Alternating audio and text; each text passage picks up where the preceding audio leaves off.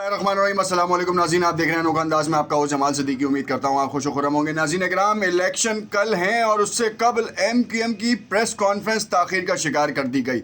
एक तरफ बिलावल भुट्टो ज़रदारी एक निजी TV चैनल के ऊपर आकर इंटरव्यू दे रहे थे और ऐसा लग रहा था कि ये वो बिलावल नहीं है जिनको उर्दू भी बोलना नहीं आ रही या फिर सियासत में शायद मंजे हुए खिलाड़ी नहीं हैं। जो इंटरव्यू दिया वो वाकई काबिल तारीफ़ था। तो दूसरी जानिब उन्होंने ये रिक्वेस्ट भी की MQM से कि वो इंतखाबात से बाइकआउट का ऐलान ना करें और भरपूर शिरकत का मुजाहरा करें। और फिर उन्होंने साथ साथ ये भी बता दिया कि सबसे ज़्यादा कैंडिडेट्स खड़ी करने वाली वाहिद जमात पीपल्स पार्टी है और आपको बताया जा रहा है कि कराची का मेयर PDM का होगा।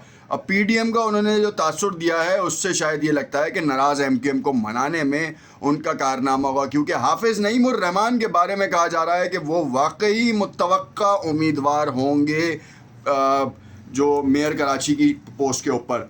सिनेरियो क्या है, किस तरफ जा रही है सियासत, और इस वक्त जो खालिद मकबूल सिद्दीकी, फारूक सत्तार और मुस्तफ़ा कमाल जो हैं वो निकल के गए हैं, वो कहाँ गए हैं, ये बड़ी अहमियत की हामिल बात है और इसके हवाले से तफसील से आपको बताएंगे। ख़बरें हमारे सामने आ चुकी हैं कि वो किस जगह जा रहे हैं और क्या मुशावरत के लिए जा रही हैं, बात अपने इस व्लॉग में तफसील से बताएंगे, देखते रहिएगा। जिन्होंने चैनल को लाइक एंड सब्सक्राइब नहीं किया है उनसे इल्तमास है कि लाइक एंड सब्सक्राइब ज़रूर कर लें ताकि आने वाली तमाम वीडियोस के नोटिफिकेशन उनको मिलते रहें। नाज़रीन किराम, सबसे पहले मैं आपको बताता चलूँ कि इस वक्त कहानी कुछ इस तरीके से हुई कि MQM ये समझ रही थी कि ये इंतखाबात मुलतवी हो जाएंगे और इस बार जुलाई से होने वाले इंतखाबात को हल्का बंदियों से मशरूत कर दिया गया और MQM की तरफ से ये कहा गया कि आप जो है ये हल्का बंदियों के हवाले से कोई अहम ठोस फैसला लें।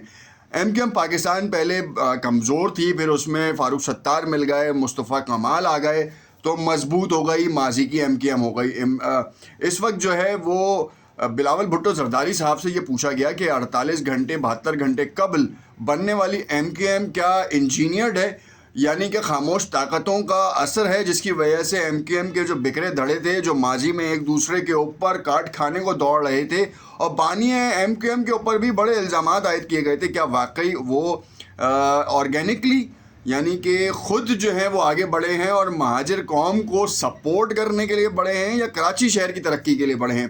तो बिलावल भुट्टो ज़रदारी ने कहा कि मैं तो यही समझूंगा कि ये ऑर्गेनिकली है और जो इनका टूटना था वो ऑर्गेनिक नहीं था, वो किसी के कहने पे तोड़ा गया, जो कि बिलावल भुट्टो ज़रदारी ने कहा। बिलावल भुट्टो ज़रदारी ने बड़ी पिन पॉइंट्स बात की। एक तरफ ये लग रहा था कि बिलावल भुट्टो ज़रदारी का इंटरव्यू निजी TV चैनल के ऊपर बाकायदा पेड है, मगर ये तासुर लग रहा था है नहीं, क्योंकि हमें इस चीज़ का बड़ा बखूबी अंदाज़ा है कि क्या वाकई बिलावल भुट्टो ज़रदारी जो ये कह रहे हैं, जिस तरीके से उन्होंने बयानात दिए, उनकी मैच्योरिटी का अंदाज़ा शायद अब लग रहा है कि गाहे बगाहे वो चलते जा रहे हैं। खालिद मकबूल सिद्दीकी, फारूक सत्तार और मुस्तफ़ा कमाल इस वक्त गवर्नर सिंध गए हैं और गवर्नर सिंध के पास गए हैं, गवर्नर हाउस, और वहाँ पर जाकर मुशावरत होगी, ऑर्डिनेंस के हवाले से भी बातचीत की जाएगी। अब से 24 घंटे नहायत ही अहम है कराची के लिए ख़ास तौर पे और पाकिस्तान के उस शहर के लिए जहाँ से बहुत सारे मसाइल का हल निकलता है। एक तरफ बल्दियाती इंतखाबात ने एक मुअम्मा खड़ा किया हुआ है तो दूसरी तरफ हमारे बल्दियाती निज़ाम ने जो है पाकिस्तान की शहर की आबादी का जो बेड़ा गर्क किया है वो सही करने में शायद ये इंतखाबात कुछ काम कर सकें।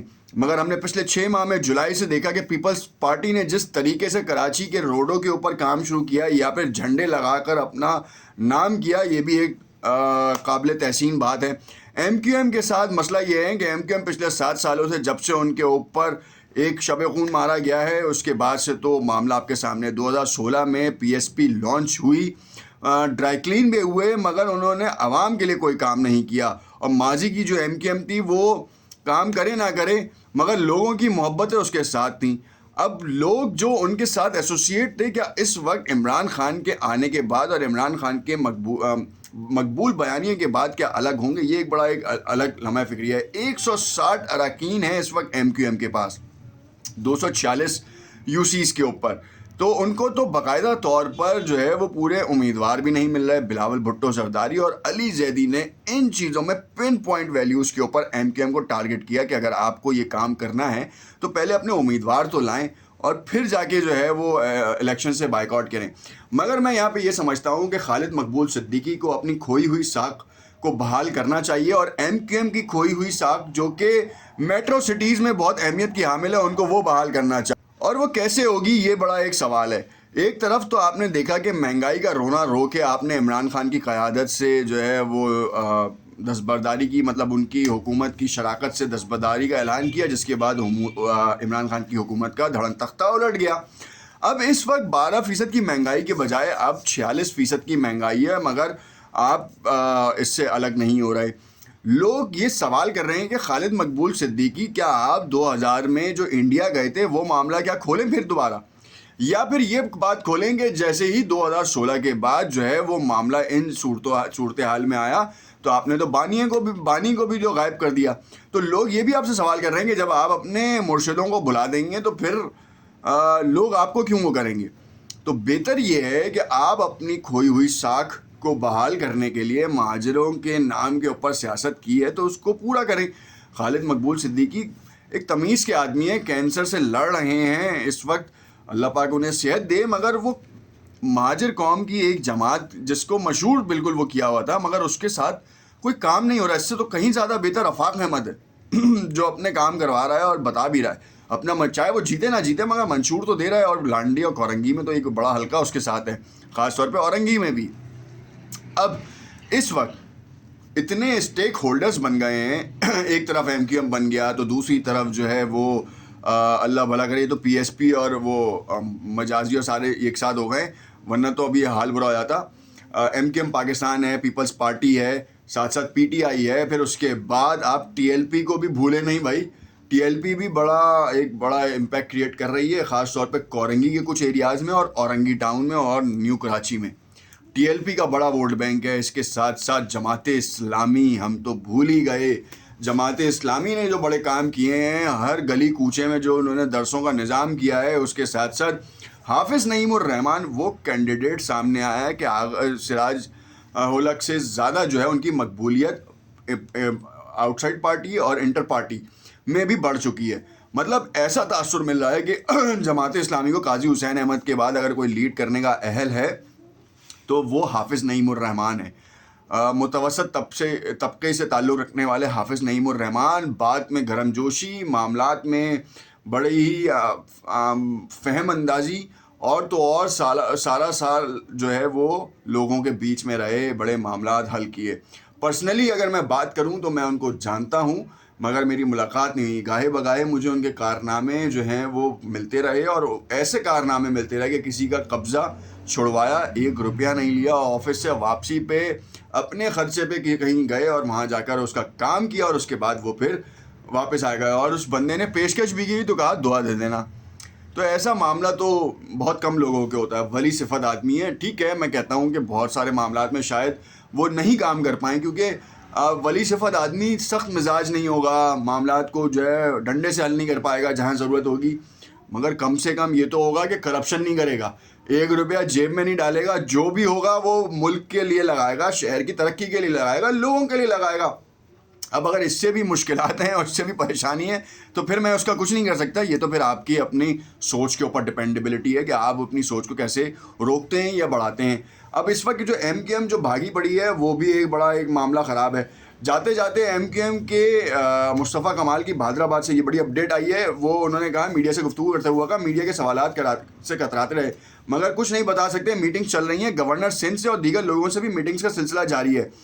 یہ ابھی کہاں جا رہے ہیں یہ بھی نہیں بتا سکتا. ایک گورنر سندھ کی کہانی ہے تو دوسری جانب بلاول بھٹو زرداری کے پاس جانے کی بھی تیاریاں ہیں. تو خالد مقبول صدیقی جو ہیں بلاول بھٹو زرداری کی طرف جانے کے لیے تیار ہیں. مصطفیٰ کمال، فاروق ستار جو ہیں وہ گورنر سندھ کے پاس جا رہے ہیں.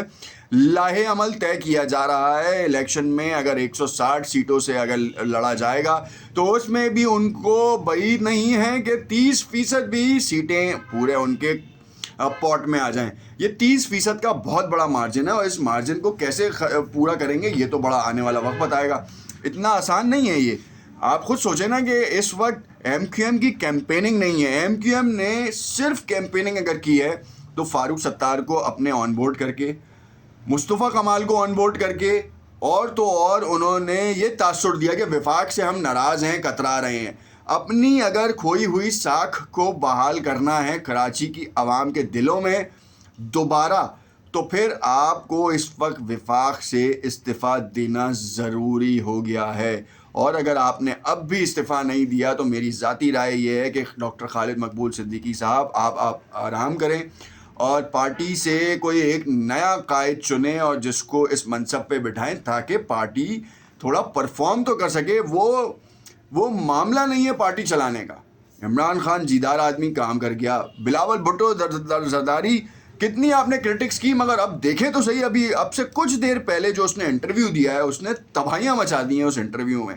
اور لوگ شاید جو ہے اس انٹرویو کو یاد رکھیں گے کہ انہوں نے الیکشن سے ایک دن قبل جو وسیم بدامی کے معصومانہ سوال, آپ سب کو پتہ ہے کہ کتنے ہٹ ہوتے ہیں, کتنی کرٹکس ہوتی ہے اس کے اوپر, وہ سوالوں کے جوابات ایسے دیے کہ وسیم بدامی بھی ہل گیا. اس کو سوال کرتے ہوئے سوچنا پڑ رہا تھا کہ میں اس سے کیا سوال کروں, کیونکہ اس کا 100% ریپڈ فائر سامنے سے آ رہا تھا اور یہی ریپڈ فائر جو ہے وہ اس کو آگے کی یقین دہانی کرا رہا ہے. زرداری ایسی پاگل نہیں ہے جو ابھی لاہور میں جا کے بیٹھا پنجاب کی سیاست میں بھی مداخلت کرے گا, اور اس مداخلت کے بعد جو ہے وفاقی حکومت اگر ٹوٹنے کا خدشہ ہوگا, ایم کیو ایم کی دھڑے بندی بھی اگر وہ ہو رہی ہوگی ختم, کیا ایم کیو ایم آج احتجاج کے لیے جو ہے کال دے دے یا وفاق سے الگ ہو جائے, تو زرداری صاحب بیٹھے ہی وہاں پہ اس لیے ہیں کہ وہ پھر ان لوگوں کو توڑیں اور 172 کا کاؤنٹ وفاق کا پورا نہ ہو پائے. اور پنجاب میں بھی نگراں سیٹ اپ ان کی مرضی کا ہے, کیونکہ بلاول بھٹو زرداری نے باقاعدہ طور پر یہ بھی آپ کو تاثر دے دیا ہے کہ وہ پیپلز پارٹی جو ہے وہ پی ایم ایل این سے ناراض ہے اس الیکشن کمیشن کے اس بھنڈے کے اوپر, اور صوبائی حکومت میں جو ان کے ساتھ جو ایم کیو ایم ہے اس کو ناراض کر کے پیپلز پارٹی کی بات کو اگر آپ چیلنج کریں گے تو پھر آپ دیکھیں گے آپ کہاں جاتے ہیں, آپ کو پنپنے کی جگہ نہیں ملے گی. یہ ہے سارا ٹوسٹنگ گیم. اب دیکھنا یہ ہے کہ اس ٹوسٹنگ گیم کا اینڈ کہاں ہوتا ہے اور کون اس کو جو ہے وہ ختم کرتا ہے. بڑی ہو گئی تھوڑی سی چیزیں, مگر اس وقت جو ہے یہ کہانی ایسی چلتی جا رہی ہے. عمران خان کے حوالے سے اور صدر مملکت پاکستان کے حوالے سے بھی آپ کو اپڈیٹ کریں گے, کیونکہ اس وقت کیا واقعی عدم اعتماد کی تحریک کے حوالے سے آج رات ہی خبر آ رہی ہے یا اس سے پہلے ایم کیو ایم کی علیحدگی کی وجہ سے حکومت کا بٹا بیٹھنے کی خبر آ رہی ہے. دونوں چیزیں بڑی امپورٹنٹ ہیں. اب دیکھنا یہ ہے کہ کون سی خبر پہلے آتی ہے, اور عمران خان کے چھپی چالوں سے جو ہے وہ معاملہ کہیں اور جا چکا ہے. اب لوگوں کو بھی یہ سوچنا ہے کہ اپنے دکھوں کا مداوع کرنا ہے تو صحیح لوگوں کو ووٹ دیں, چاہے آپ پیپلز پارٹی کو دیں, پی ٹی آئی کو دیں, ایم کیو ایم کو دیں, جس کو دیں, مگر پھر اس سے احتساب بھی لیں. جماعت اسلامی کو دیں, کسی کو بھی دیں, مطلب کوئی رہ گیا ہو تو بھائی بڑی معذرت کے ساتھ, مگر آپ ووٹ دیں تاکہ آپ کی قسمت کا فیصلہ آپ کے اپنے کیے ہوئے ووٹ سے ہو, تاکہ کل کو جو ہے وہ آپ سول برادرز یا کسی کے اوپر بھی جو ہے نا وہ پوسٹ نہ کریں کہ کراچی کے دکھوں کا مداوع کون کرے گا. 70% ریونیو دینے والا شہر لاوارث پڑا ہے, تو آپ ووٹ دیتے ہیں تو یہ کام ہوتا ہے نا. جن لوگوں کو آپ نے ووٹ دیا کبھی آج تک احتساب لیا نہیں لیا, انہوں نے رینٹ کے گھروں سے اٹھ کے جو ہے وہ محلوں میں رہ گئے, کوئی باہر نکل گیا, انہوں نے زندگی میں ان کی اولادوں نے اور حال میں جو ہے نا وہ باہر نہیں گیا تھا, کروڑوں روپے نہیں دیکھے تھے. آج اربوں روپے 100 دیگے حلیم کی بن رہی ہیں, منتیں دی جا رہی ہیں, نیاز چڑھائی جا رہی ہے. پیسہ تو دیکھو, بخشش نہیں ہوگی بھائی. یہ کرپشن کا پیسہ جو ہے نا وہ یہاں تو آپ عیش کر لیں گے, جیسے ہی آپ ذرا دوسرے جہاں جانے کے لیے تیاری, مطلب آپ کی روح قبض کی جائے گی اور آ جائے گا ٹک ایک پورا ناگ ڈسنے کے لیے, پھر کیسے بچیں گے؟ یہ شاید سمجھ میں نہیں آتا. لوگوں کو موت نظر نہیں آتی, اس کے بعد کے سوال جوابات شاید وہ بھول گئے. 3 دفعہ یاد کرنے کا حکم ہے, ایک بار بھی یاد کر لینا تو کوئی 1 روپیہ کسی کا نہ مارے. ہمارے اپنے دلوں میں اور اپنے گریبانوں میں جھانکنے کی ضرورت ہے, کیونکہ ہم کہیں نہ کہیں خود بھی چور ہیں. تو پہلے ہمیں خود صحیح ہونا پڑے گا اور پھر اس کے بعد کسی کے اوپر کرٹیسائز کرنا پڑے گا.